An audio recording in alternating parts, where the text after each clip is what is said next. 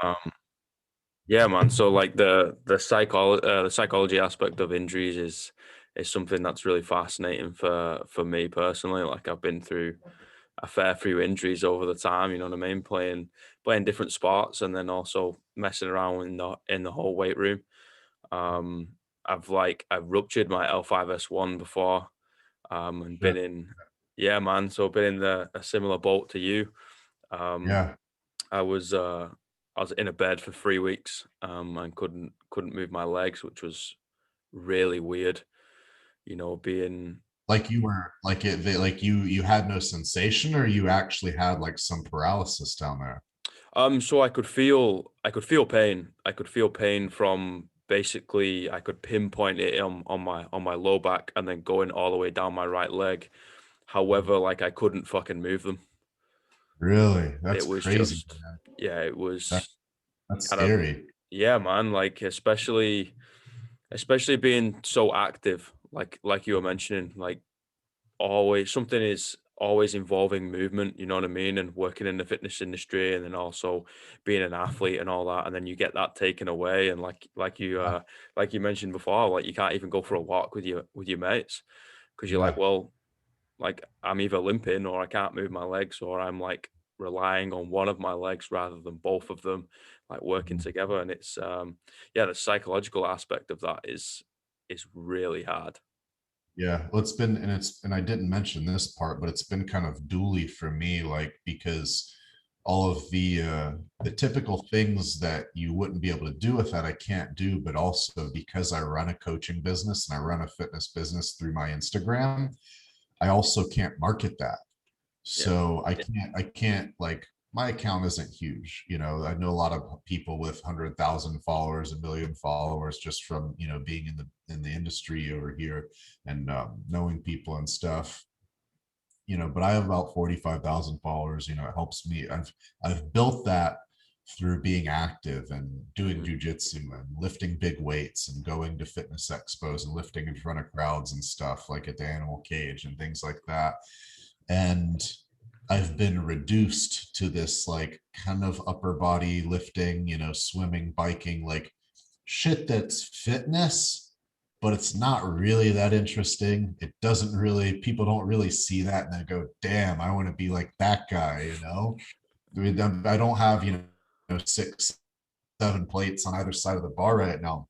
And so it's brought up, I have this whole other worry of like, well, shit, like I can't even market my business now. Like, am I gonna have to start paying athletes? Like, is that even gonna be worth? Am I even gonna get ROI on that, or am I just gonna be wasting money?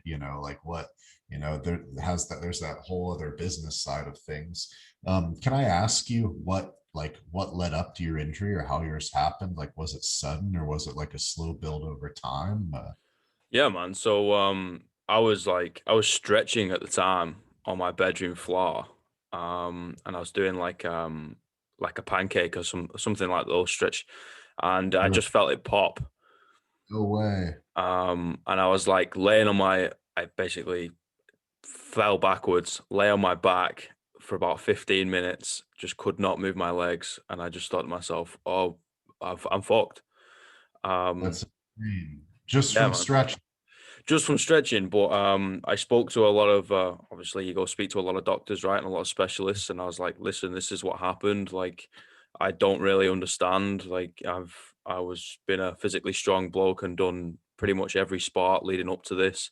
I don't Yeah. understand how your body can just kind of like snap its fingers and then snap its disc. And he was like, no, no, like because I played rugby union for about Sure. I want to say about 6 years, and I was at the Yeah. front of the scrum. Do you know anything about rugby? They like a fair amount. Like I've watched videos just that Yeah, friends have seen. Yeah. yeah. So I was like on the left hand side, but right at the front of the scrum. So I'd have there's 8 guys on one team, 8 guys on the other team, and they all just go in the middle and basically have it out for the ball, right?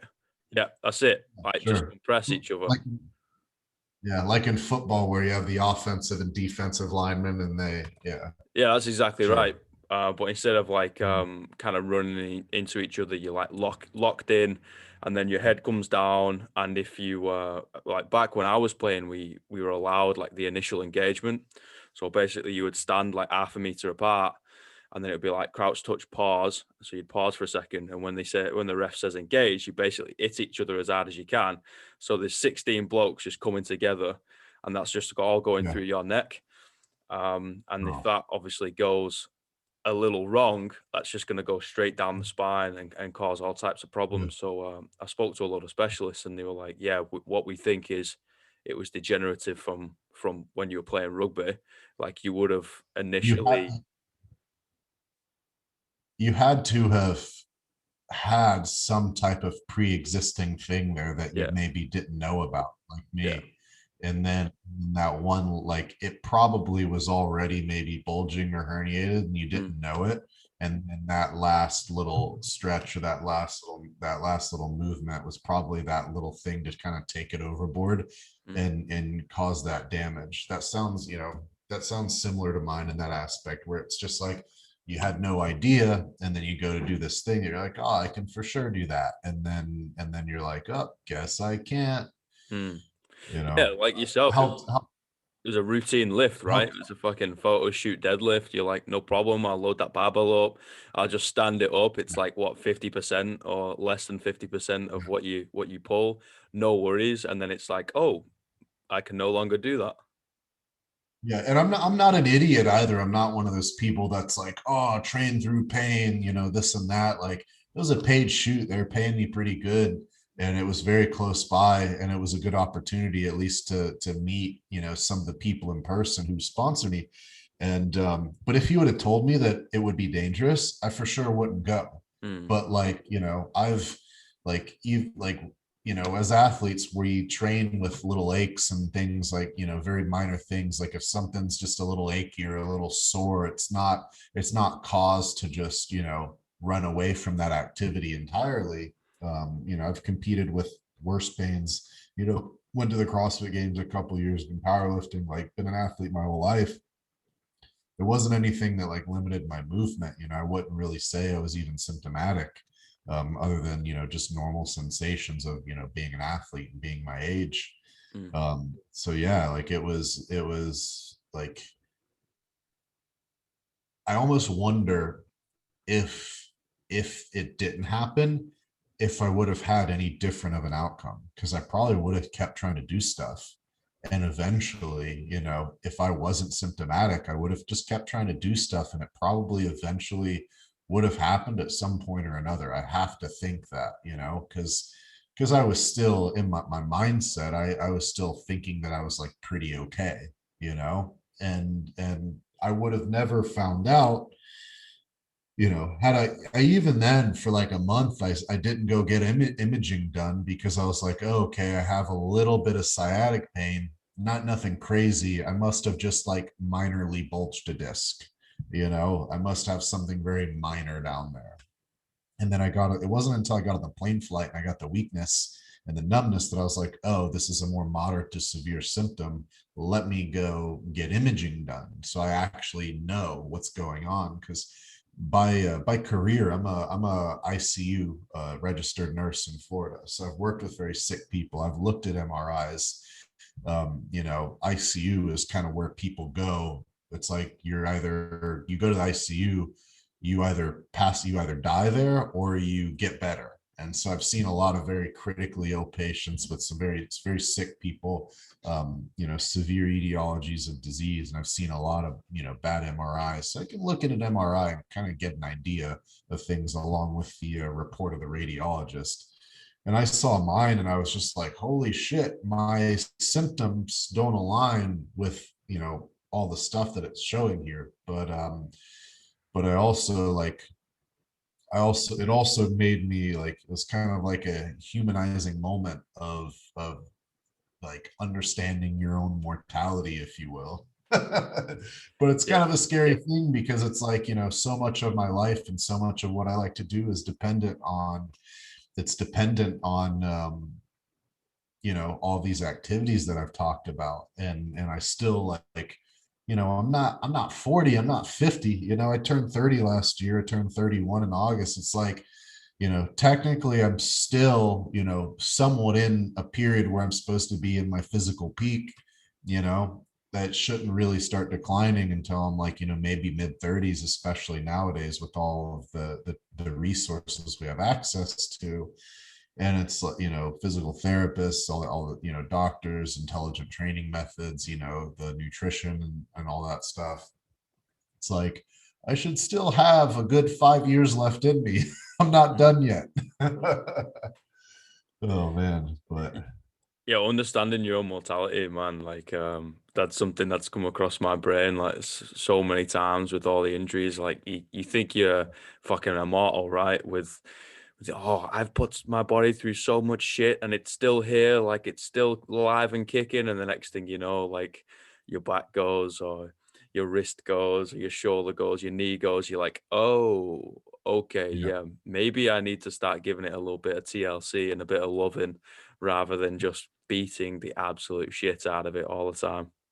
And I remember, in 2016 and 2017, which are further away now than they used to be, so they're less relevant. But in those years, I went to the CrossFit Games with a team here, and the training we did for that, it's like, we took the approach of train harder than you compete. So our training was just insane. We're training 5 6 days a week, 5 6 hours a day. Luckily I was, for like genetically, like my body type, I tend to lean towards strength and my build. And so I had way more strength than what I needed for CrossFit. I don't know how familiar you are with CrossFit, but it's kind of a sport that you're limited by your weaknesses. Like, it doesn't matter how strong you are at two or three things, if five other things you suck at, Mhm. especially as far as a team's concerned, you'll just hold them back. And like, if you have one first place finish, but five, last place finishes, you're going to place last in the entire competition. So my CrossFit training was basically me being like a triathlete and learning gymnastics. And one day a week I got to lift weights because I had a 270 kilo back squat and close, like maybe a 310 kilo deadlift as a CrossFitter. And most CrossFitters might deadlift, 220, 225 kilos. So I was lifting, close to 200 pounds more than all these other guys. And so my job as a CrossFitter was to run 15K a week, and it was to row, 20 to 40,000 meters a week. And I was swimming, 2 to 4,000 meters a week, and doing 2 to 3 dedicated gymnastic sessions. And one day a week I got to squat and deadlift just to like maintain. And and on top of like some of the CrossFit specific events we would test, and the amount of volume that I could do with my body and just feel fine at like 26, 27 years old was just staggering to me. It was like I could, like, being a high level athlete at that age, you can kind of do, like, from my experience, I was able to kind of do whatever I wanted, whatever day I wanted. I could train as hard as I wanted every single day. I could push the intensity, and like my body would hold up and I would be fine. Like, I would be fatigued, but I would feel fine. And, you know, and it was like you were kind of invincible at that age. And I see a lot of these, younger lifters, some of these phenomenal athletes, these guys I see on the internet and people that I know of, and they're doing a full squat bench. They're almost doing like they're doing a full squat bench deadlift like once a week at a really high percentage, like near maximal, like 80-90% effort. They're doing a full squat bench deadlift. And I'm like, they do it every week without fail. And I'm just like, they do all these big lifts, and they're almost doing them year round. And I'm like, okay, like, I remember when I was that age, Mm. I remember when I could do that. And I'm not saying that they're not getting stronger from it. I'm not saying they're not getting stronger from it. Like, it's probably getting them stronger if they can, because they can hold up to it. They can, replicate it. But that that type of like pushing, especially with the weight, that like that heavy of weight in like the 300 to 400 kilo range, it's not healthy. Like there's no, like, people need to, like, a lot of athletes, a lot of lifters need to understand that, like, lifting that kind of weight is very sport specific. It's not, it's not healthy for you. It's not contributing to health. Your muscles may be able to do it, but your joints, your tendons, your ligaments, your back, it's taking away from those things.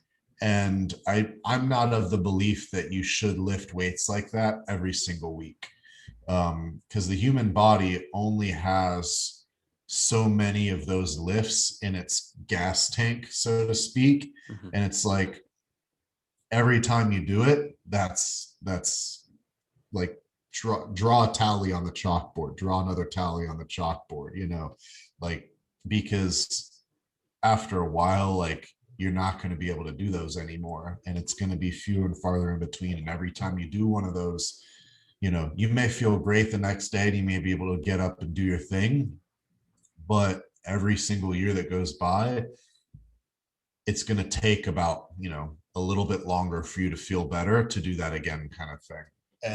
And I look at some of these training methods and I'm just like, yo, you guys, there's absolutely no, like, there's no need, unless God forbid you are, you're at a off-season competition or an exhibition. There's no need to deadlift 700, 800. There's no real need to deadlift 700 or 800 pounds when you're outside of competition.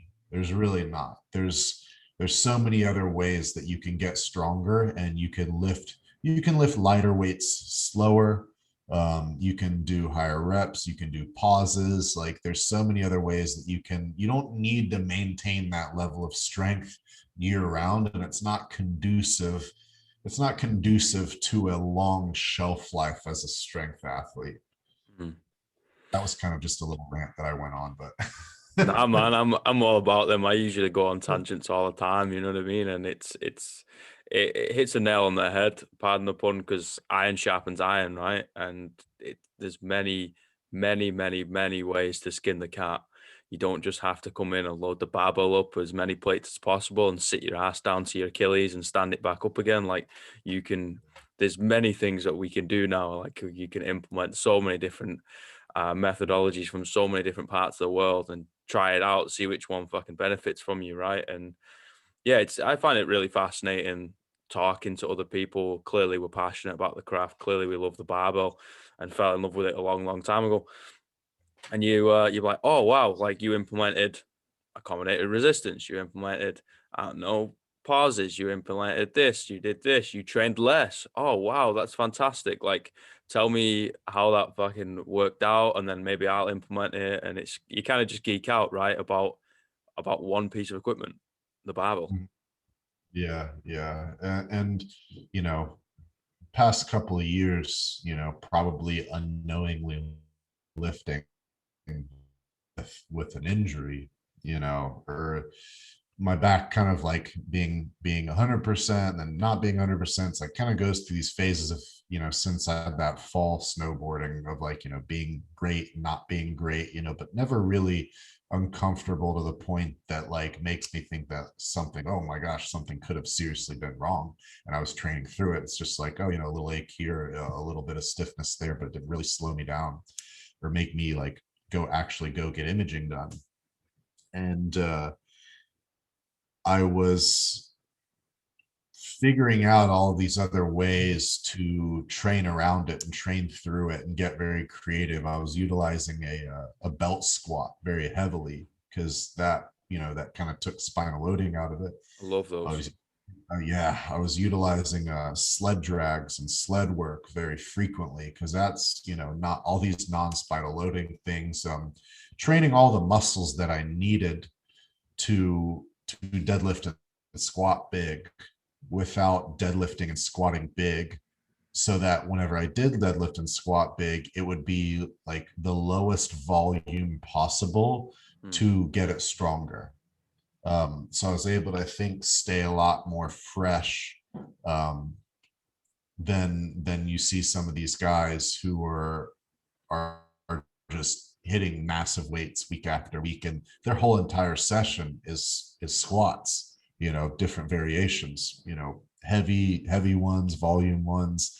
And I kind of became of the mindset of let me do the least effective dose to get the adaptation that I want, which is obviously strength for 1 rep max. Let me do the least amount of squats possible that I feel like I need to do. And I can train all the other muscles with these other tools that I have to spare this part of me that seems to be, not as tolerable of fatigue as it used to be. Mhm. And, through those methods, like I was still able to get stronger. And ironically, like I can still use a belt squat, I can still use, a chest supported row, I can still use some of these methodologies. And just even without the barbell and being able to use some of these more conservative training methods that are much more friendly on the body, like I hadn't deadlifted in 4 months, but I was using those pieces of equipment. And, like a month before, a few weeks before I bumped my back in that photo shoot, I was at a friend's gym, and I just, this was probably kind of dumb of me, but the weight felt light, and I was pain free, and it felt fine. And so I was just like, okay, like it feels totally fine. So I just kept building up, and I pulled the 320. I did the 320 kilo sumo deadlift without having deadlifted in 4 months. And I was like, huh.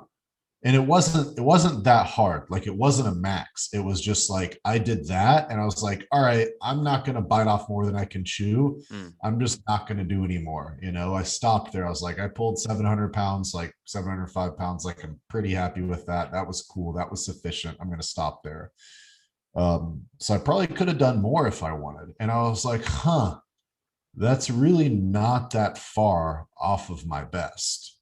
So I didn't really lose that much strength, if any. My body weight hasn't, like, I'm still doing, just being active and doing some of this limited amount of activity.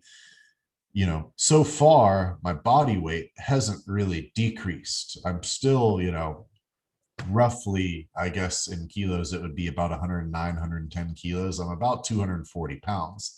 And I'm staying there and holding that pretty sufficiently because my protein intake stays pretty high. My nutrition's very good. I sleep pretty good. So, I'm not like, it's not like I'm getting smaller, Mm. So, it's not like barbell training is very effective. It's probably the most effective to build strength and hit new maxes, obviously, because those are the lifts that we tested on.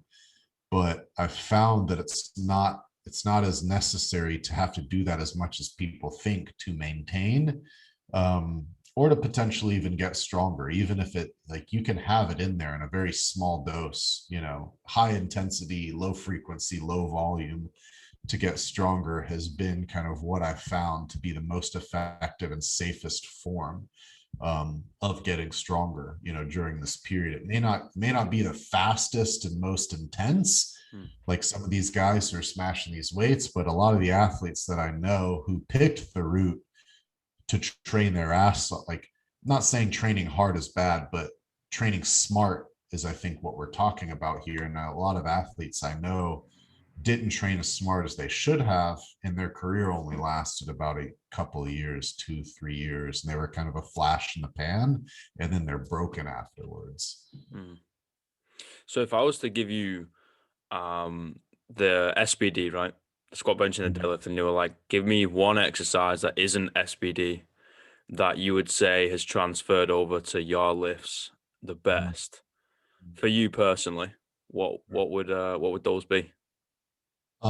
For squat and deadlift, I would definitely say, for those two exercises, I would say a belt squat and a glute ham raise.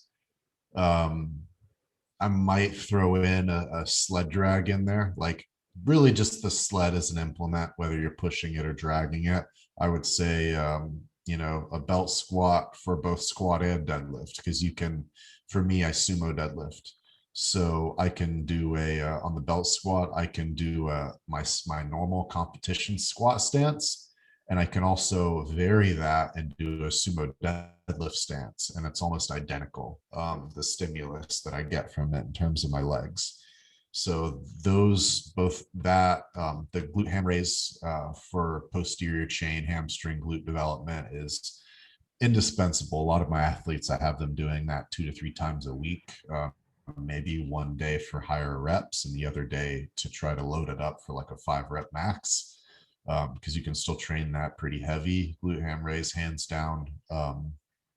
Funny story, when I was like 20, 21 years old, um, I was obviously much less educated and experienced than I am now. I was squatting maybe 200 kilos, and I read an article, I saw a video, and I was like, I saw the glute ham raise as an exercise, saying like, some information about it. And I was like, I'm gonna go try that. And I went, and I couldn't even do one with my body weight. I felt like my hamstrings were gonna tear off the back of my knees, and I was like, geez, like this video says I should be able to do 10 of them, and I can't even do one. Like, this is a problem. Like, kind of hurt my ego a little bit at 21 years old. And so I made a program, I regressed it, I put a band on for assistance, and I trained it. Obviously, still squatting sets and reps, lower percentages. But I trained a glute ham raise really hard for about, I'd say maybe 2 months, like 8 weeks, maybe 8 to 12 weeks before I retested my back squat. And I went from being able to do like, not being able to do one body weight and doing like some sets and reps with a thick band on there, to being able to do like 3 sets of 8 to 10 with my body weight. And once I started pushing it, like the strength did come. I developed my hamstrings and my glutes to a lesser extent than my hamstrings. And I went and I retested my back squat. My squat went from 200 kilos to about 230 kilos, just from building my posterior chain, because I was so quad dominant. I was all quads, especially from CrossFit, because CrossFit's very quad dominant. So, that exercise is, most people can't do one, or, most people can't do a correct one, maybe more than a rep or two with their body weight. And that's how underdeveloped most people's hamstrings and glutes are. And, everyone's all quads, and it's not good for knee health. Having underdeveloped glutes is obviously not good for back health.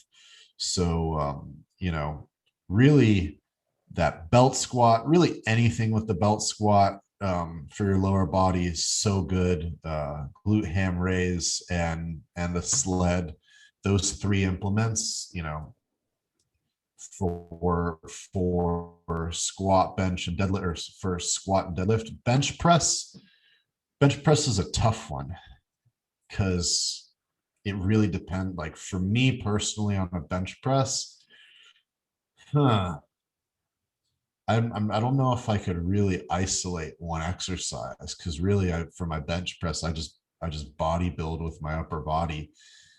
For a 1 rep max, maybe weighted dips. Weighted dips have been a good one for my bench press. Or this is going to be kind of different, because this isn't, I guess that's barbell. So I can't, like, I've done a heavy like lockout hold with something much heavier than my max, but that's kind of more barbell, and I wouldn't really say that's an accessory movement, because you need spotters and all that for it. I would say I would actually say for my bench press, I would say a chest supported row, ironically, because that's not either a weighted dip if we're talking directly, or because that's, pretty good for your triceps and upper body. But a chest supported row and developing the upper back to support the bench press, because you're not involving your lower back at all. So you're not accumulating fatigue or stress there. And most people, when they think bench press, they think, oh, chest, triceps, shoulders, pecs. They think of all those prime movers, which they're correct to think that. But most people develop those, but they still don't get the most out of their bench press, because they don't develop the opposing side of their body. Mm-hmm. They don't develop their upper back musculature. And there's absolutely no way I could bench 205 kilos if I didn't absolutely have my upper back as developed as possible. Because most people don't understand this or know this, but whenever you bench press and you're arching properly and you retract and you depress your scapula, you're relying on all of the upper back muscles, the rear delts, the rhomboids, the scapula, the upper middle traps, even lower traps, your lats. Your whole entire upper back musculature contracts and gets compressed against it, against itself. And so whenever I'm coming down with a bench press that's really heavy weight, even a lighter weight one, all those muscles are squeezing and pushing against each other. And so the bigger and stronger your upper back is, that's actually kind of like a hidden gem when it comes to the bench press, because you can actually get strength out of your bench press with your upper back by pushing all those muscles and creating the right tension there. And so, you can spend like you can spend a ton of time. Most people obviously spend a ton of time on their chest, their triceps, their shoulders, doing actual bench press, doing all these exercises because they think directly that's going to be what makes them stronger, and it is. But if you want to get that last 10%, you want to have truly great bench press, you want the icing on the cake, then you have to train the shit out of your upper back. And the thing is that's only going to benefit all of the other lifts, because the stronger your upper back is, the more weight you're going to be able to support on your back with a squat, the more stable your body and your upper body and your spine is going to be, especially in a low bar, because it's going to have that perfect groove to sit in on your rear delts, your rhomboids, your traps. It's only going to help you pull more weight in a deadlift, and it's only going to be a better platform and allow a better press in the bench. You can't, and it's not going to result in poor posture. It's only going to result in better, more upright, stronger posture. Like the muscles you develop in your upper back it's only going to help you.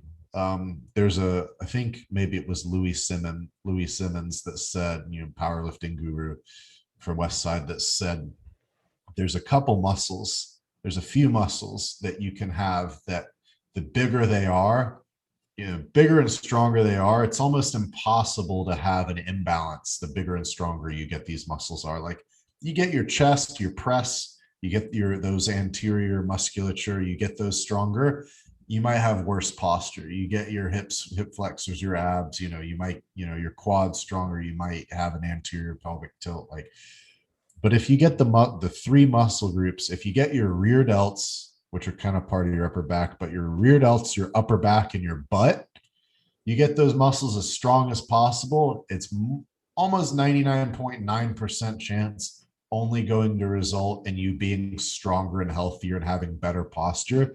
And I can't stress that enough, because in my own training, the muscles that I train the most are probably my butt and my hips and my back.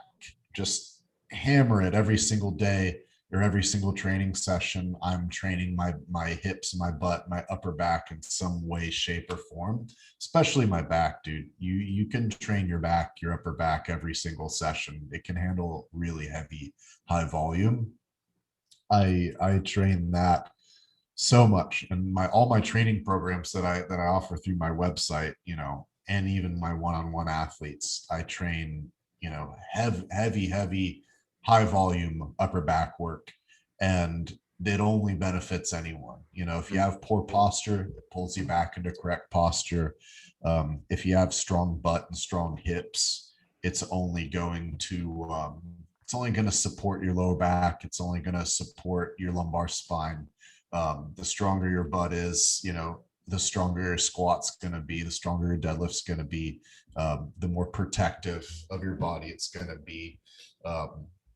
You can't go wrong with those muscle groups being bigger. So, in kind of a long-winded answer to your question, belt squats, sled, upper back training, glute ham raise, like all that posterior chain stuff is going to be my answer. Mm.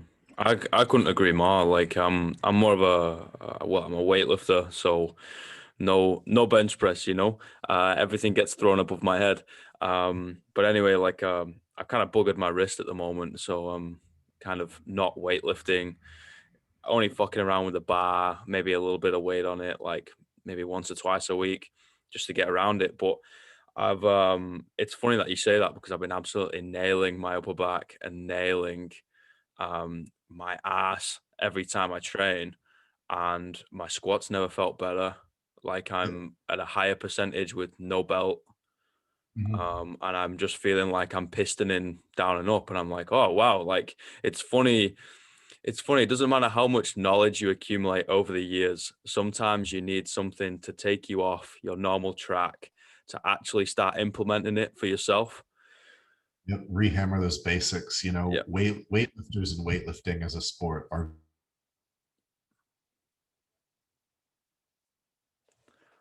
Oh, audio's just gone off, lad.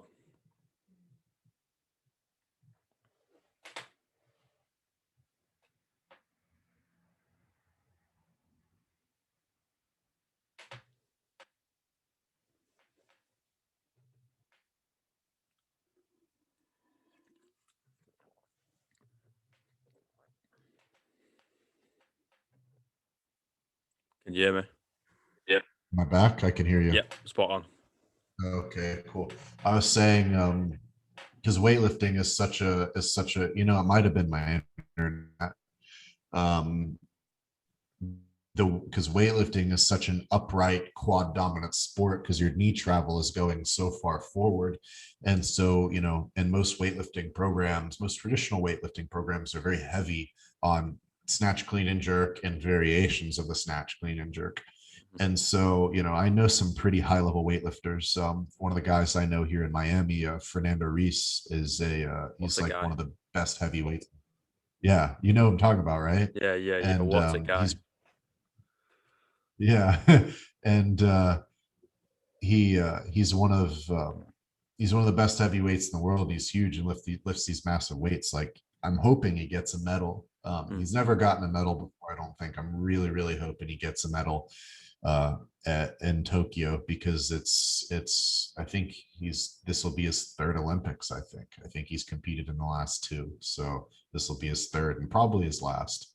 Um, from what I understand, I think, but don't quote me on that. But and even someone as high level as him, his hamstrings and his glutes are very underdeveloped compared to his quads.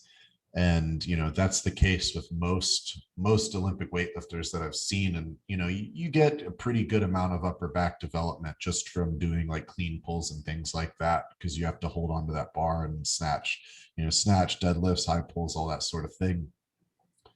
But the hips and the hamstrings, like, they play a huge role. And I'm a little bit critical of most Olympic weightlifting programs that choose to stay away from a low bar squat strictly from the standpoint of muscle development and specificity, and feeling like it might teach the athlete to maintain a poor position. Like, you want all your squats to look similar to your snatch and clean jerk. But I think that as an accessory exercise, a low bar squat is extremely useful for developing the hips and the hamstrings, because when you're pulling a barbell off the ground in a clean and jerk or a snatch, the angle that you're pulling it from is a little bit more of like a low bar squat pattern. Your torso is a little bit more forward. It's a little bit more over the bar. It isn't until you catch it and stand it up that it's very similar to high bar. So I still think that there's validity for using a low bar squat in a weightlifting program. I don't think that doing that as an accessory exercise for once a week is going to completely undo all of the sport specific, snatching and clean and jerking and high bar squatting and overhead squatting and front squatting that you're doing. I think it's only going to help. And then utilizing a lot of glute, hip, hamstring work, hamstring curls, glute ham raises. I didn't mention this, but I don't know if you've ever gotten on a belt squat and done simple marching exercises. I was going But to ask. yeah, that's probably that might have been the single exercise that has allowed me to keep training and getting stronger while protecting my low back, because I've developed the shit out of my hips and glutes, especially laterally, and like my glute med and TFL area, like fully developed my glute and hip musculature with the belt squat march and the variations of that, to where like I don't even feel any strain or stress on my low back with how developed I've got my glutes and my hips, and especially with like a heavy squat, a heavy wrapped squat, where you put those tight 2-3 meter knee wraps on your knees for powerlifting and you're squatting out of a monolift. That almost becomes, which that's the equivalent of giving you more quad strength and rebound out of the hole. So it becomes more of a upper back, hamstring, glute, hip dominant exercise, wrap squat in classic raw powerlifting. And I wouldn't have been able to get my hips as strong as they were without a belt squat march. I think in that exercise is another exercise that you can do damn near every training session, sort of like upper back training, and it's only going to help you. Two exercises you can do every single session, and it's only going to help you, are like a chest supported row, like a seal row, or a T-bar row, or maybe one of those hammer strength rows that you load the plates up, kind of up by you, up right and left, upper right and left, and you kind of have your chest on a pad and you're pulling.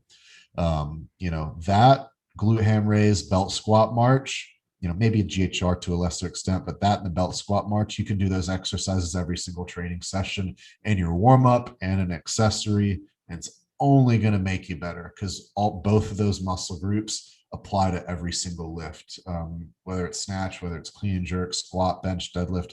Even when you bench press, you're indirectly using your hips, you're indirectly using your upper back, because your upper back's a platform. And if your hips aren't tight and engaged with your feet, with your stance on the ground in a bench press, you're not going to be as stable as you could be. So the stability effect from developed glutes, developed hips, and a developed upper back in a bench press is massive. And they're also, mostly more or less prime movers in a snatch, clean and jerk, squat, and deadlift. And like those two exercises, I do those two exercises about every single session. I'm glad you said the seal roll. I think that's fucking fantastic exercise. Like, on if you don't have the machine, it's a bit of a bitch to set up with boxes and the bench on top of it and the barbell underneath. But my But God, you can like set it up in your garage. that's it. Yeah, you set it up at your home gym and leave it. Mhm. 100%. That is fantastic. It's really interesting when you say about most weightlifting programs being based around quad dominant. That makes sense, but not Yeah. implemented more hamstrings and glute stuff. Because taking myself, for example, and a couple of weightlifters I train around too, like absolutely nailing some posterior chain work. And they're national champions in their weight category in New Mhm. Zealand. And I personally feel so much better like Yeah. once I do that. I think that as I think social media has brought a lot more communication. One of the few positive things that it's brought is a lot more communication and a lot of people seeing what other athletes are doing, and it's brought a lot more, I guess, communication of ideas and training methods as it pertains to athletes, Hmm. and in general, but especially athletes, where it's not like how things used to be, where you have no idea what this other country's athletes are doing, or this other country's athletes are doing. And I think traditionally, United States, U.S. weightlifting has lagged behind um, the international scene, obviously due to the fact that they don't let their athletes do drugs, but that's a whole nother story. But they actually test, but they also, I think their training methods have been a little bit archaic. And you look at, I follow some of the Chinese and some of the Asian weightlifting pages, and yeah, they're snatching and clean and jerking, but they're also doing the amount of bodybuilding and the amount of accessory work that they do to, maintain a level of like general physical preparedness Yep. Yep. and kind of total body structural balance to just be better athletes in general, as opposed to specifically weightlifting. Like specific weightlifting is important, but if it's not on a foundation of being generally developed and structurally balanced and being an athlete in general, then I don't think it's going to help you.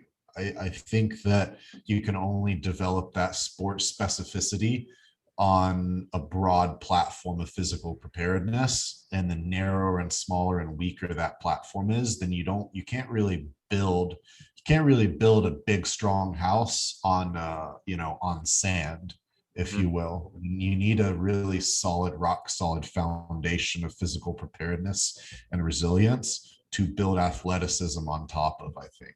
And I 100%. think that's something that is catching up, since people can see all the different training methods that people are doing. But it's like, man, if like you can't, a snatch and a clean and jerk, that's about as total body of an exercise, requiring strength, speed, power, athleticism, balance, accuracy, all those attributes as you can get. And it's just common, like if you know anything about how the human body works, it's just common sense that you might want as many muscles developed as possible so you don't have any weak link in that chain. And it's like, man, like if you have weak glutes and weak hamstrings, that's just, to me, that just seems like it's just common sense. Like, why would you not, even if those muscles might not be as active in the lift or as dominant as your quads are based on your position, even if they're only doing 40% of the lift, if those muscles are weak, like 40%, that's still a massive amount of strength. And it's like, at the top level, if you're wanting to eke every half kilo out of that lift as possible, you don't want any point in the lift, you don't want any body part leaking force. Like, shit, man, I train my adductors, Mm. a couple times a week, because those are a hip extensor. Like, and I probably got pounds out of my squat just from training my adductors, on top of the injury resistance factor. But like, all those muscles that get neglected, that like once you start plateauing and once you start peaking, and once you start, kind of reaching that point where the gains are, the progress and the PRs come fewer and farther in between and more infrequent, you have to start getting really creative with your approach to training. And you have to start looking at all of the different little ways that you can eke out a few more pounds here, a few more pounds there. Or let me think about that muscle group I have that I might not train, or let me start thinking about that movement that I've never done before. Because this kind of goes for every sport, especially strength sports, but any area in your body that you can pinpoint weakness is an opportunity to get stronger. And if, man, I've trained for so long, if I'm trying to get stronger, if I find something that I haven't done before, or if I find something that I've never thought about, or if I find something that I haven't come across and I try it and I'm weak at it, or I feel weak at it, I'm not upset. I'm happy, because that's an opportunity that I've never found. That's a new opportunity to get better at some little movement, or get better at something that I could be more mobile in, or what have you, an opportunity to move better. That's an opportunity to improve in some little way physically. And the amount of times that I find those nowadays is so rare that anytime I come across one, I'm like, holy shit, yes, I'm going to get this better. And my max is going to go up 5-10 pounds, and that's how you end up having to think when you start to kind of peak out your body, is if you can find some tiny little way to improve. It's like, oh, this is a big deal. That's it, man. And it's just finding the weak links in the chain and being able to put more little notches on your wall and be like, yeah, okay, I am strong and bulletproof in the body, right? And making yourself superhuman. And like I've coached for the past in many different forms in the fitness industry. So I'll just throw out coach for 10 years. And it's literally, I'm like, look, I'm not making you better at weightlifting, gymnastics, CrossFit, life, whatever, like whatever you're in here for, PE for high school. It's like, nah, I'm Mhm. making you harder to kill. It's like, what do Yeah. you mean? It's like, nah, like we are literally bulletproofing the body. So if you fall down the stairs, you're gonna be fine. Yeah. If you get Mhm. hit by a car, the car's gonna come off worse. Like you're going to Yeah. be Yeah. harder to kill because I'm gonna beat the shit out of you. Yeah, 100%, 100%, and I think about that sometimes because um, I very much, think about real world transferability and practical application of like, being strong, being physical. And it's like, I know people that have gotten in car accidents, or I know people that have, wrecked on their bike or, things like that. And they've sustained these injuries. And I think about the amount of abuse that my body's taken. Then you have, if you think about an impact, right? Like physical impact, you mentioned like falling down the stairs or as an example, or, I could think of 1,000 examples.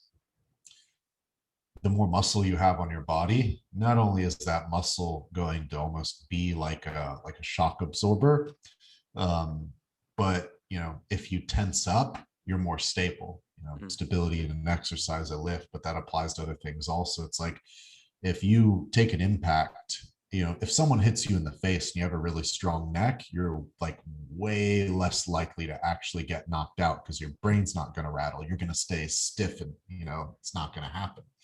mm. If you're skiing or snowboarding, or you slip and fall and you have weak underdeveloped glutes, what do you think is going to happen? You're probably going to hit bone on concrete or bone on snow or whatever that is. You might fracture something. That force is going to not the force is going to be absorbed by your bones and your structures versus like thick dense muscle tissue. So if you have strong, thick, developed glutes and hips, you're going to land on a pillow. Might bruise you a little bit, but you'll get up, you'll walk it off, and you'll probably be okay, and you won't have a fracture or an issue like that. I think that had I not had such developed hips when I would have went snowboarding, I think I would have probably immediately had like a much more severe injury. Like, yeah, it wrecked me a little bit and it came back to bite me a couple years later. But I think most average people, if they got 3-4 feet of air on a snowboard and landed directly on hard packed snow, which might as well have been concrete at that point, and they landed directly on their sacrum as hard as I did, like I think it would have really messed most people up. Yeah, man. I think it, probably could have led to a fracture or something, even doing jujitsu. Even doing jujitsu, man, I can't think of that's a fun topic. I can't even think of a sport that, you know, strength and conditioning leads to more effectively than that, because you literally I could talk on that for days, but to put it simply, like they talk about jujitsu as being a sport that a weaker guy can beat up a stronger guy if you have technique, and that is true to an extent. But there is such a massive advantage to being a strong individual in a grappling match. There's just going in there and being a white belt. I'm fighting up to purple belts because there's just stuff that like a guy will try to do to me, and if I just don't want to let him do it, I can just be like, nah, I'm just not gonna let you turn my arm that way. I'm just gonna resist, and you won't be able to do that. Or if I'm trying to do something to a guy, and maybe I'm in a physically disadvantageous position when it comes to leverage, and I want to put this guy from here to there, I'm just like, boom, put him there. And obviously when I train, I'm not doing that regularly, and I try to rely on technique. But like if it comes down to it, man, like there's really no downside to being strong. The only downside I've found to being strong is the weight gain that comes with it. because I'm close, I'm 109, 110 kilos, and I'm 5'8", 5'8" and I can't translate that to meters off the top of my head. Oh no, no, we do feet in inches. Okay. Yeah. Okay. But the only downside I found to being really strong is getting heavier, because I cannot run for shit to save my life at this body weight. Like, I take that back. I'm not that bad. Like, I can hold my own. I think the last time I ran a mile was 7 minutes and 27 seconds, and I didn't have to walk. So, like, for a stronger, thicker guy, power lifter, I have pretty good endurance from CrossFit background. But like, I was freaking spent after that. Like distance running, can't do distance running, man. I'm a short, thick, stocky guy. I got short, thick, stocky legs. Like, if I don't wear spandex, my hamstrings are rubbing together and I chafe. So if there's one thing that you know it's made me, if a zombie apocalypse happened, I'm gonna be fighting. I'm not gonna be flighting. I'm not gonna be running away because they're gonna catch me. So, like, I'm gonna probably stand and fight and get eaten, but I'm gonna take about 100 of them down. Exactly. Harder to kill, right? Yeah, harder to kill. Better to stand up and fight. Yeah. So it's like, I'm at this funny point. I mentioned when we first started talking that I'm 30, coming on 31, and I've gone through this like life reset right now. And I've actually been, like, while I'm still somewhat, like, relatively speaking, somewhat young within some of the age limits for it, I've actually been loosely considering like a stint of military service. Mm. um, most people do that when they're younger and like right out of high school, because they haven't figured their life out, or maybe they don't have a whole lot of direction, or it's an easy out, and that $5,000 signing bonus sounds like $1 million when you're that age. I didn't take that route. I come from a background of military service. My dad, my granddad, great granddad, and so on and so forth. And my brother didn't, and I didn't. So we would be the ones like breaking the lineage, if you will.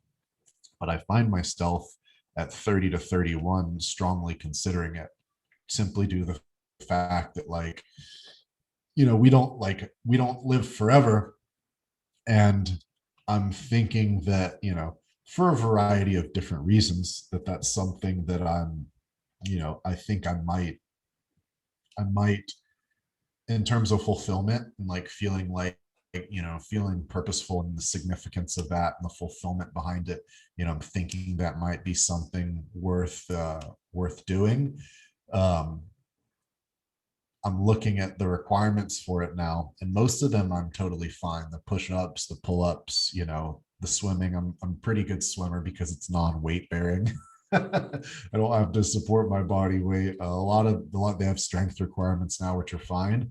But man, if there's one thing that is like, I feel like it's proportionally more advanced compared to the other requirements. Like, all right, 20 strict pull-ups. Yeah, that's challenging, but like, I can do that. Even at my body weight, I can do that. Like, you can train for that, not too hard. Swim's kind of challenging. Like, push-ups, sit-ups, whatever. They have like a trap bar deadlift now for some of the fitness tests, and like a little farmer's carry. But like, all of those tests are proportionately much more close to being an average level. Their running is like elite. Like, the amount of running that they have you do, and the speed at which they want you to do it with, for some of these career fields, is very advanced. And the running and the rucking, where you carry like a heavy backpack on your back, Mm. if there's two things that would keep me from like being an elite level person in the military, it would be the running and the rucking. And I only say that because running, I'm not genetically gifted based on my thickness and my limb length to be a great runner, right? Like, if you want to be a great runner, it helps to have longer legs and be a little bit lighter. and I have short, thick, stocky legs, and I'm very heavy. And I don't have, and the one thing that's very important to have as a good runner that a lot of the elite level runners have, like Kenyans and people that are running like sub 5, sub 4 minute miles, is their lower legs are kind of stiff, and so they're rebounding off of them. There's a lot of stored up tension there, and they're almost bouncing off their legs. It doesn't help to have super loose, super flexible legs as a really long distance runner, as a good runner. You almost want like kind of stiffer legs, so the energy transfers. So you're not really using your muscles to push off. You're kind of bouncing off your Achilles tendons, if you will, Mm. and your stiff calf muscles. And I have like kind of loose, flexible legs, which is great for like if I'm a weightlifter or a power lifter for sumo deadlifting. But for running, I'm like the most disadvantaged person. And then if I'm supposed to carry 100 pounds on my back for all day long, like I don't know how that's going to be good for my discs if I recover from this. And so I'm looking at this thing, this thing I'm considering, and I'm just like, not sure how realistic it's going to be, simply for the fact that like I'm not an amazing runner, and I don't know how resilient my lower back's going to be, and I don't know how much, like, if I get it, if and when I get it healed and pain free, it's like, damn, do I want to risk pushing it to the brink again and then ending up in pain again? Like, and then what? I'm still signed up for 4 years. What are they going to do with me, kind of thing? Mm. So that's like, that's a down the road thing that I'm thinking about, and I'm just like, it's not that, I have no doubt, not to sound cocky or anything, but I don't doubt my mental toughness. I don't doubt my mental ability. I've tried and tested myself, in a mental aspect many, many times, and I've always pulled through. Um, so like what I would want to pursue if I did do that, I don't doubt the mental aspect. I just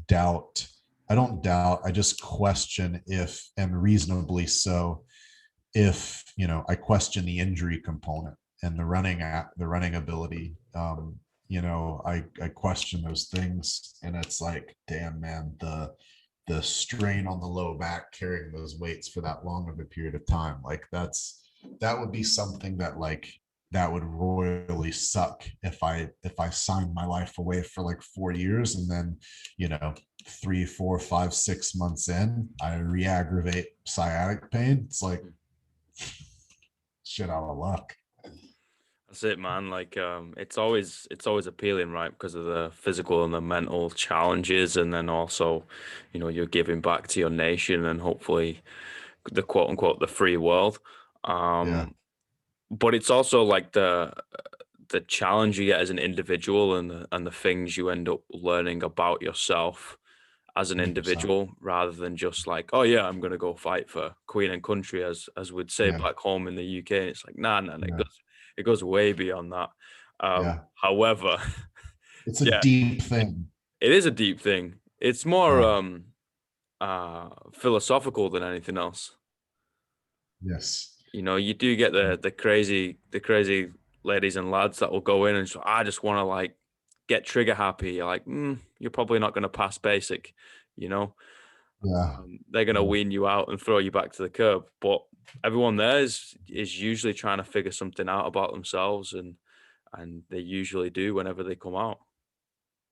Yeah, yeah. The amount of people that I talk to, I know quite a bit of people, just from social media and personally, and every person I talk to, like, sure, there's some sucky parts to it, but if there's something I've learned, it's that rarely do we ever evolve and grow and improve as individuals, when we're comfortable. Hmm. And it's more so like the difficult things that we go through, and the difficult things that we go through with other people, that kind of teach us about ourselves and help us like grow and develop and get wisdom. And like, for me, I think of myself as a bit of a student of life. And if it weren't for so many difficult things that I've gone through, I probably wouldn't have, and not to say I'm Socrates by any means, but I wouldn't have the limited amount of wisdom that I do. And I don't think I would have as much depth as an individual if I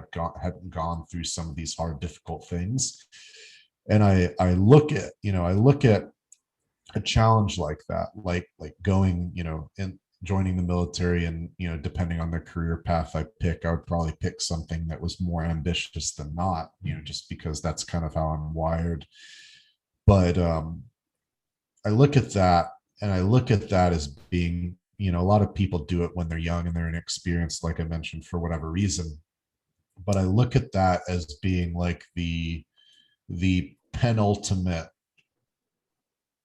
I don't know if I would say challenge, but like the penultimate kind of quest of that I could kind that I feel like I'm, that I could kind of like cap off. Like it doesn't get any harder than that. I feel like the CrossFit games were hard, like pushing my body in powerlifting. Like it doesn't really get much harder than that in terms of like, or more like deep than that in terms of like life experience, difficulty, like learning about yourself, like the people you meet, the experiences you have. Like it's a very unique path to take. And it's, you're not gonna have any type of experience like that in normal daily civilian life that's going to mimic that you're just not going to have that. Like that's the only way to, like, that's the only experience like it is. And if I don't think if I did it and I got through it the way I wanted to get through it, I don't think I would look back on it and regret it, for a variety of reasons. I mean, no, I don't, not one person I've talked to has been like, I might have talked to like one person who said, knowing what I know now, I would have done things a little bit differently. Like one person I talked to is like, if I could go back, I would have gone back as an officer, kind of thing. But pretty much everyone else I've talked to, looking back on it, they don't regret it. For whatever reasons they give. But I think if I did it and I did it how I want to do it and I succeeded, that's the key, is succeeding. I don't think I would regret it. The only way I think I would regret it would be if I went and I did it and maybe I got hurt and I got rolled back to like a really basic, boring, like kind of, like waste of time position. Because if I did it, I would be going into I'd be going into do like a higher level, more advanced kind of pipeline. And that would be what I would be trying for, to do something like pretty unique and high level, high speed. And if you do that and you go into one of these pipelines, then what happens is if you fail or if you get injured, they give you a break and you get a chance to recover, I guess, and you can re-enter it and try again. I've been researching. If you fail, I think you just get booted out and you go back to like a normal, like, basic person position. And like, you don't get to join the elite people. And it's just like, all right, here's your job now, here's your basic job. And it's just kind of like a run-of-the-mill job. And it's like, that's something that, you could probably do as a civilian and keep your freedom and live wherever you want, kind of thing. It's like, if I do it, I don't want to go do it just to do some basic gig. I want to go do it to do something unique that's going to like utilize me physically, utilize my, my intelligence. I want to go do something that, like, what I'm going to be doing is going to be significant. It's going to be unique. Like, I'm going to be tested. Like, I want to learn a little bit about myself. And I also want to like be in a position where I can like, do something pretty significant that, I can look back on it and be like, damn, like that mattered, kind of thing. Like it's significant is what it is. It's significant, and that's, I think, one of the things that this whole last year and a half has taught me is like, I've with my business, fortunately, I've made more money than I ever have nursing, which is amazing. But it's also made me realize like how when you have an okay amount, like I live simply, man. I don't need to be rich. I don't need to have a yacht to be happy. I'm pretty content with, basic the simple life. But when you have enough of it and you're not stressed about bills, I would draw the line there. When you have enough of it, you're not stressed about bills, you can live a lifestyle that makes you happy. How unimportant money is. Mm. Money is important until it's not, to me, in my life. And it's like, I don't need more and more of it to like fill a void, like a lot of people do. But how it's so unimportant, and it's, it becomes so insignificant. And it's like, once you get to that point, it's a luxury, I guess, to get to that point, because most people are, most of the world lives in poverty, and they're trying to get by day to day just to find food. But it's like, once you get to that point where you're not, stressed about bills every month, and you're not, it's not like I'm going hungry or anything. It's like you start to take a step back and think about, like, the significance of what you're doing, and how much what you're doing really matters, and how fulfilling it is. And you start to think about all these more philosophical, like self actualizing questions. And you start to think about, like, for me, I think heavily about, like, all right, the question I ask myself a lot, whenever I do something or I'm about to make a decision, like, okay, in 20, 30 years, looking back on this decision, one, is it going to matter? Are the consequences of it going to matter? Am I going to regret it? Am I going to be happy with the decision that I made? Like, making a decision and doing something in the moment are much, much different than 10 years from now. We overthink things and we overplay things a lot in the moment, but most of the time it doesn't really matter as much as we think it's going to matter. Mhm. But the decisions we're making today, and what we're doing today, and what we're working towards today, and the endeavors we're working towards today are going to be something, are going to reflect in our life 5 to 10 years from now. And so it then becomes an action of, I'm getting a little bit more hypothetical here, but then it becomes a bit of an action of, okay, like, what's important to me now, and what, if I'm 30 now, I obviously want to be at a certain point in my life, at like 35, at 40. And I also want to, there's certain experiences that I feel like I want to have. So whenever I'm like 60 years old, what will I have wished that I did at my age now? And I keep asking myself that. And that's kind of where I keep drawing some of these conclusions from, and thinking about some of these ideas. It's like, what is going to be the thing that I need to, what's the thing, right now, that I'm maybe not doing? Or, what direction do I need to head in, to where, I'm going to look back on it and think, like, okay, that was the right thing to do. Like, I'm glad I did that. I'm glad I prioritized that above all of these other things that maybe in the moment seem like they're important, or seem like they matter, but they don't really matter, kind of thing. Mm. I think that's really important to be able to do that though, man, and think of things Most people don't do analytically. that. Most people don't, but they No, get they get caught up in, I don't want to say most people are just, society. Most yeah, people they're what? most people are just driving down the road, getting distracted by every flashy billboard that passes by them, and they don't actually realize what direction they're heading in. They don't actually realize what they're doing, and then they have a wake up call when they're like 50 or 60 years old, and they're like, "Wow, what the hell did I actually do with my life?" Hmm. And that's what we call it midlife crisis, right? Yeah, and I'm just having that a little bit earlier than most people. I think uh I think we all go through it to some extent, whether it's a changing career path, whether it's like breaking up in a relationship, whether it's changing sport or whatever, or like changing the food that you eat, something so similar like that. People fall into ruts of like, no, this is the way I live my life. It's like, no, that's the way you've always lived your life. It doesn't mean you have to continue on that same path, and Yeah, it's hard. It's hard to get people to think that way, but I also think it's not our job. And I think it's each individual's job to think critically at themselves yeah, in a way of like, okay, what do I want to do? Am I giving back? Am I staying true to me? Am I fulfilling a purpose or yeah. whatever it is? And in 10 years time, 20, 30 years time, am I going to look back and be like, yeah, I did something cool, or am I going to look back and think I probably shouldn't have done that or should have done that? Yeah.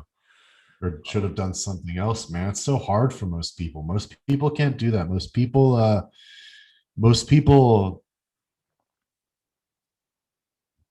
don't have the ability to be honest with themselves, and they run from uncomfortable truths.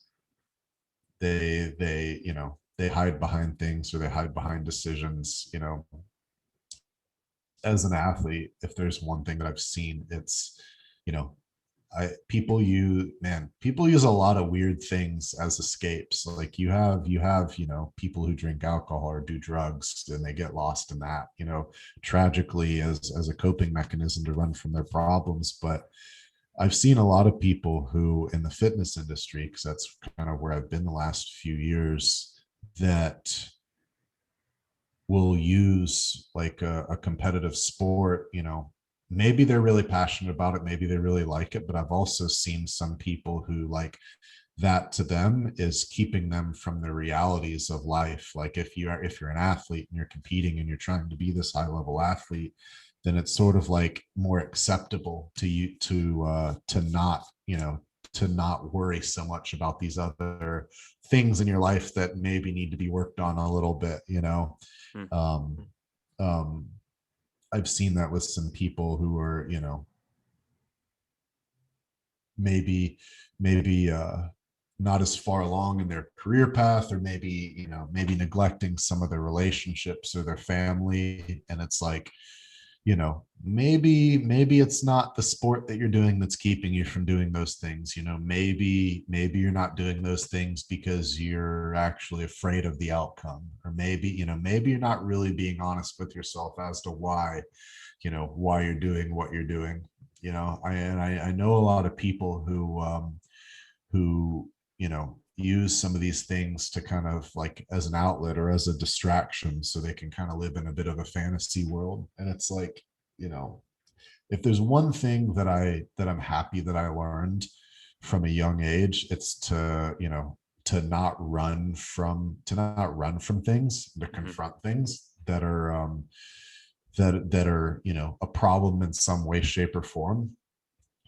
I because, like, just to use it as an example, it's like, if something's bothering me, if I'm upset about something and I were to go run and, get drunk and drink alcohol and, like, use that as an escape, it's like, I'm not even like a lot of people do. That's hugely common in the world. And I'm not even tempted to do that, because I know it's only temporary. And at some point or another, you're going to have to confront that thing, that truth, whether it's internal or external, or whatever that conflict is. You can't run from that conflict, you know and so you might as well not waste the 3 months between here and then that it takes, if you take that roundabout way and you beat around the bush, and you might just freaking step up and confront it right now and get it done with. And say what needs to be said, or hash it out, or have the conversation with that person, or get to work and progressing in that area of your life that's lagging. I'm all about business when it comes to that, and finding a solution to a problem.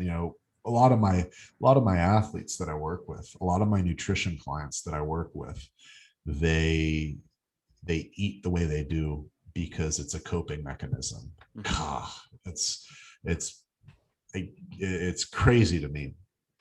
It's crazy to me, but I can also understand why. Um, because so many people are so unhappy for so many reasons. But it's like, man, you you know you eat this food because it distracts you from this larger issue in your life that's going on for some reason, because you are afraid to address it. You fear the conflict, or you can't address it, or some area of your life, your stress levels are through the roof in some area of your life, or something is so out of whack that it's resulting in you, eating emotionally because you're so stressed. And it's like, half the time, most of these people that I work with, they know how to eat appropriately. They know to eat high protein. They know how to moderate their calories, but they can't because some area of their life is so indirectly like messing them up and influencing them to eat this way that they're doing, which results in weight gain. And it's like they hire me to be a nutrition coach. And, I talk to them about nutrition, but at the end of the day, I end up helping them because I'm like, you eat this way because you're in a shitty relationship, or you eat this way because you hate your job, or you eat this way because you have this unresolved childhood trauma. Man, I'm not a psychologist, but it doesn't take a rocket scientist to figure these things out. You Mm, just have to ask them why about 5 different times mm, to get to the bottom of it. And or you eat this way because you have low self-esteem. Well, why do you have low self-esteem? Well, blah blah blah. And so I end up just like waking these people up to these uncomfortable truths and these uncomfortable realities that they're running from. And it's like, how much trouble could you have saved yourself if you just confronted that from the beginning and targeted the root of your problem? And it's like maybe they weren't even aware of it, or maybe that thing is buried so far deep, or maybe they're just so distracted by all these billboards that they're passing on the road of life that they don't even that they're not even aware of it, or they haven't even thought about it too in depth because they're distracted by their 3 kids and their stressful job and all this stuff. And it's like they just need to be made aware of it. And half the time when I like half the time when I help people nutritionally, it's not even nutrition that I'm helping them with. I'm helping them just see the forest through the trees. And it's like it's a crazy thing. It's a crazy thing to learn how to be brutally honest with yourself about things. I had a guy recently that I was talking to who's a pretty fit guy, and he's strong, but he has trouble with his body fat levels, and he has trouble losing weight. And he justifies eating things way too frequently when you need to be justifying reasons to be staying consistent and not eating those things. And it's like, man, if we really want to do something, even if we shouldn't be doing it, as humans, like I'm good at it, like you're probably good at it, like we're really damn good at justifying things that we probably shouldn't be doing for one reason or another. Whether it's, oh man, I've been really good this week, I deserve this treat or this reward. Or man, like this person, this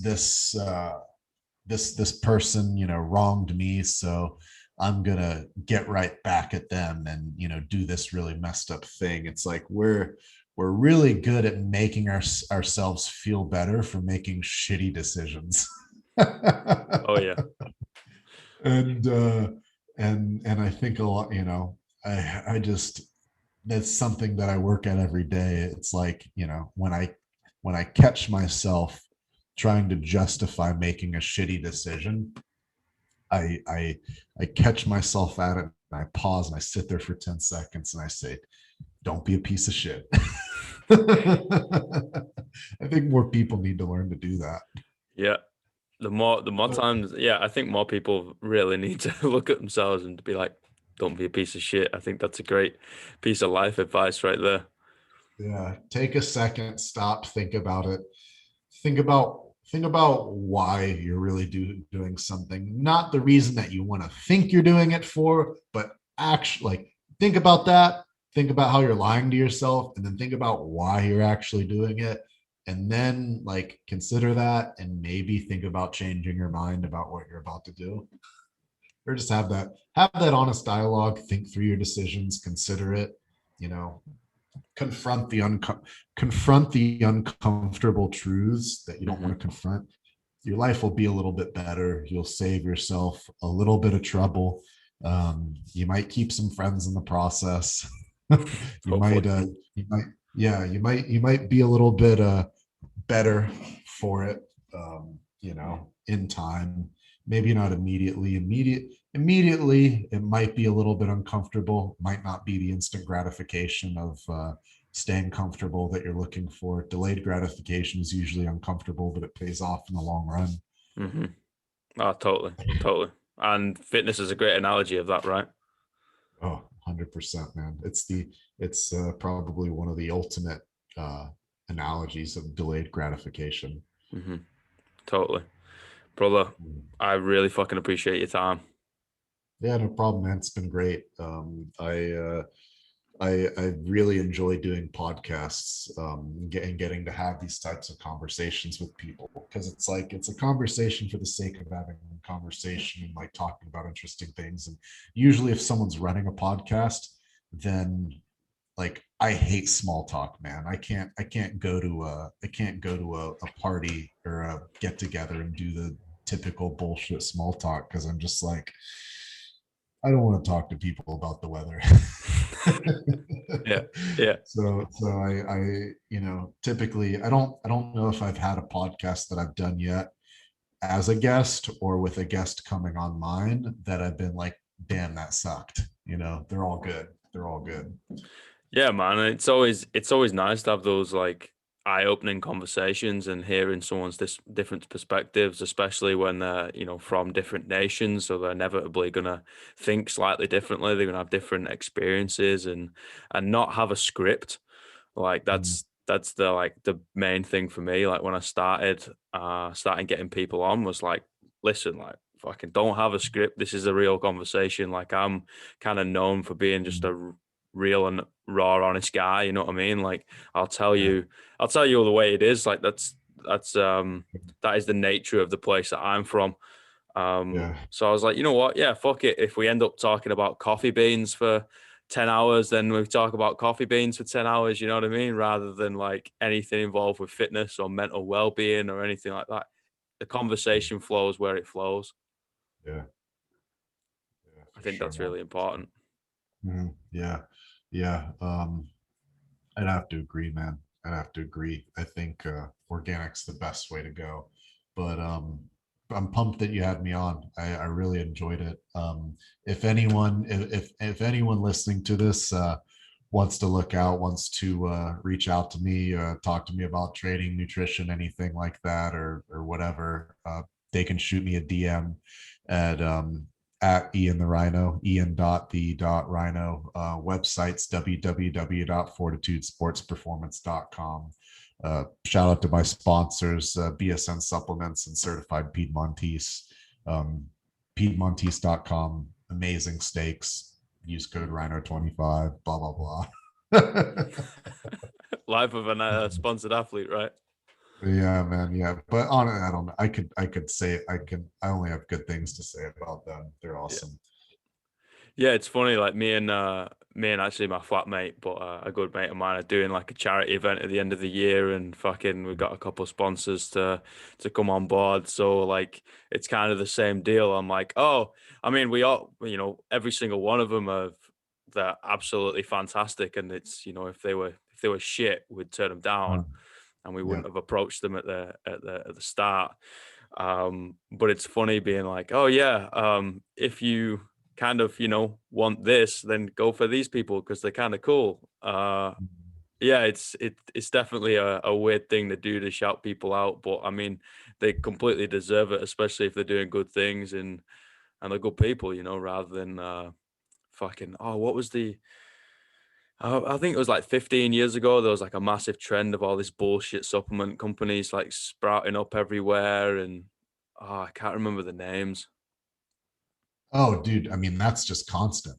That's just constant in the industry. I mean, it's a constant. I think if you're talking supplements, if you're talking about brands, especially with social media, that's not going to end anytime soon. That's just, I think it's very, very few brands, supplement brands, clothing brands, especially that are associated with, specific people on Instagram or specific athletes. Like there's a shelf life for those because they follow hype. Like social media, Instagram, it's all about hype. It's all about hype and it's all about spotlight. And promotion and marketing and relevance. I think a lot of supplement brands, they they blast out onto the scene. Maybe they dump a bunch of money into some athletes and they make a big push, and very few of them stay around for a long period of time. They come out, they're out for a while, and it's like there's some that find their niche and they do a good job of continuing to sponsor athletes and continuing to find a way to stay relevant. But it's all relevance, man. It's all hype. Mm. And that's one of the I could connect that back to my own business and some of my own stressors. If I'm not out smashing big weights because like I'm the guy, until I find athletes that I want to sponsor, find people that make sense to sponsor, which is extreme. It's almost impossible nowadays, Mm. because it's almost, as someone running a business, it's almost impossible, because if there's and most athletes that are good, that are going to give your brand exposure, are already sponsored. Or if they're that good, it's easy enough nowadays that what I want them to represent for my company, it financially, it makes more sense for them to. Why are they going to People who are following them, interested in them, why is that person going to represent my brand when they could make 2 to 3 times the money that I can pay them, which financially makes sense for me to pay them, without going under, getting a negative return, just talking business here. Um, it makes more sense for them to do on their own what I'm going to pay them to represent, when it comes to my business. So it's like, it's very difficult to find people to be an athlete for a brand, unless they just literally don't have the time, or don't, like, if I run a supplement company and that person doesn't have the time or the energy to manage running their own supplement company. Like me, for example, like I work with BSN, and I'm gonna rep them and promote them, and they pay me a certain amount of money every month to do that. It's kind of how it works. And I do like their products, though I think some of their products are pretty good. And so there's an organic quality there. But I don't have time to run my own supplement company, so I can justify promoting someone else's. But I run a coaching and nutrition and training business. And if I'm going to sponsor a powerlifter, another athlete who has 20,000 followers, well, there's no reason. There's enough platforms now, and it's easy enough now that athlete would just it'd be much easier for them to run their own, if they know how to, if that's a service they can provide or they want to provide. The only way it would probably work would be if they didn't want to.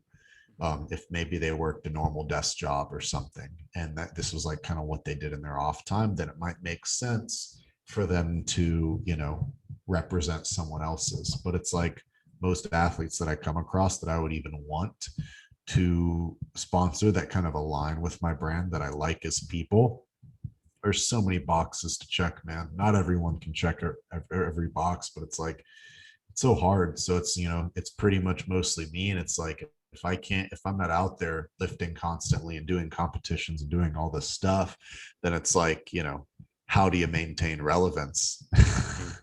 And it's the same for any supplement business. It's the same for any business in the fitness industry or whatever industry you want to do. It's like, where are the eyes going? The eyes of the people that want to buy things are going to what's relevant or who's killing it, and they see that, and then they want to they see that thing and whatever products being offered, and they say, oh, I want to be like that, I want that to be me. They have a vision, they have their own personal vision, and they view the product or service taking them closer to that vision. And that's marketing. But yeah, man, I could talk forever on that. That's that's social media. That's business, man. That's the way it's going, or the way it's gone. Yeah. Mate, you have a fucking fantastic day. I really appreciate it. And if and when the bloody borders will open up, and you ever end up finding another midlife crisis, and you want to come down this way of the world, mate, hit me up. Well, I know that that that Sydney just went to another lockdown. I'm trying to I don't know if it's possible. I'm trying to figure things out with my old missus. I don't know if she's having anything about it though. But if I'm ever back towards that way, when I went the last time I was there, we were either going to go to New Zealand or Bali. We ended up going to Bali, which was sick, but I still I still would really like to make it to New Zealand because you guys have a beautiful country there. I don't know how much the government's having of it right now. Yeah, yeah, that's the thing, But right? if I make it that way, I'll definitely look you up, man. My guy, good man. We'll get a lifting. Yeah, for sure. Hopefully my back will be better. Yeah, well, or maybe not, and then I can pull more than you. Yeah. Yeah, for sure, for Yeah. sure. Well, All right, thanks mate. so much. Thanks Thank for you, having man. me on. It's been a pleasure. No, thank you. Mhm. All right, man. Take Adios. it easy. Yeah, see you.